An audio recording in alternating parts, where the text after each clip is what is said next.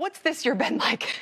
Just in a nutshell. I mean, pretty dramatic, I must imagine. Absolutely, but it really depends what and where. So commercial real estate, contrary to all the headlines out there, is not one thing, and therefore there's just not one answer. So certain things affect all assets, changing cost of capital, credit constraints, uncertainty, et cetera. But if you look below the surface, there's a lot of divergence in outcomes. So operating performance across asset classes very different within and across sectors, markets, et cetera. I mean, it's got everything from senior living to data centers to, it's not just office. And we often do use commercial as a proxy for what we really mean with office. Although sometimes lately I see worries growing about multifamily just because the banks have had to pull back. So if you had to just say right now, where's the opportunity? I mean, where do you feel excited to put capital to work? Yeah, absolutely. So there's a lot of distress out there, certainly with office and some other spaces. For us, we're much more focused on not on distressed assets, but on distressed capital stack. So buying great quality assets that are just over-levered with short duration debt.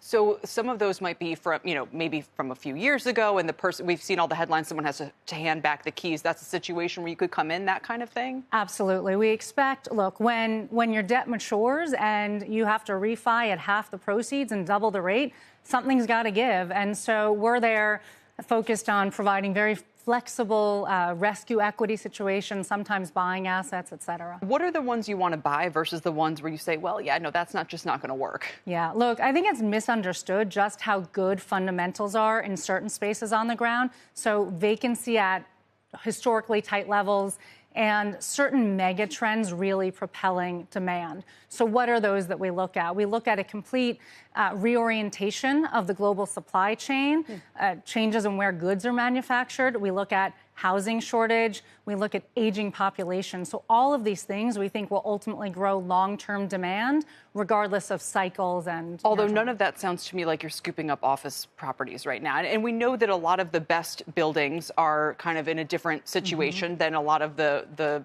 ones that aren't so great. But what do you think of office in general? It's going to get worse before it gets better, or is case by case? Yeah, well, look, I think there are two things that the headlines are really missing. First, so we manage a global business and invest all around the world. And, I think people misunderstand just how different it is. So people in San Francisco, they may not want to go back to the office, which is why you see 42% utilization. But let me tell you, people in Seoul and Tokyo, they are back and they are not coffee badging. So difference by geography. And then secondly, I'd say in the U.S., regular way office, which really is the toughest spot, the problems precede COVID. So work from home, that's a convenient excuse, certainly crushes demand. But office is so capital consumptive that the spread between your nominal cap rate and your true cash yield is it's a gulf apart. I mean, look at the buildings that have gone up in the past decade, and they're boasting about, their offerings, and they're these beautiful glass structures, and they've got everything to offer to employees. But it sounds like those are also the properties that are the most successful in bringing people back in. Yeah, absolutely. So what's a developer to do? Yeah, well, look, I think absolutely the best of the best. I mean, even in San Francisco that I just picked on, even there, because we own the best of the best, the rents we're signing today are above pre-COVID. Wow. So you mentioned international, and one of the kind of interesting quirks has been that the U.S. seems to have a much higher share of work from home than other countries. I don't know if you have any idea of why that is, but it sounds like international is where you think that things are a little bit safer, at least for office. Yeah, look, I think that a couple things, right? Commuting trends, frankly, culture, a whole host of reasons that I think work from home is different. But I think in the U.S., we focus on the best of the best.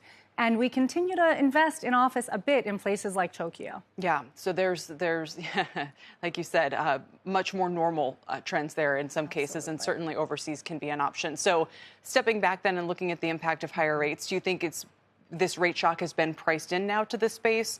Are you kind of in partnerships or competing with some private credit funds for those kinds of opportunities? Are we at the distressed phase now, or do we still have to wait? Yeah, look, I think it's a bit of both, right? So there's this misconception that high interest rates are game over for commercial real estate.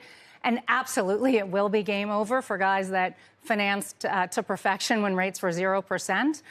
But the reality is there are certain types of real estate that I think can actually perform in a high rate, high inflation environment, particularly if that high inflation is coming from strong economic growth. All right. So, well, and maybe it isn't, maybe it isn't, but let's say it is. Then as a parting kind of recommendation, what would those areas be? Look, we continue to like warehouses. We continue to like senior housing. We like places where you can really push income growth well in excess of rate expansion.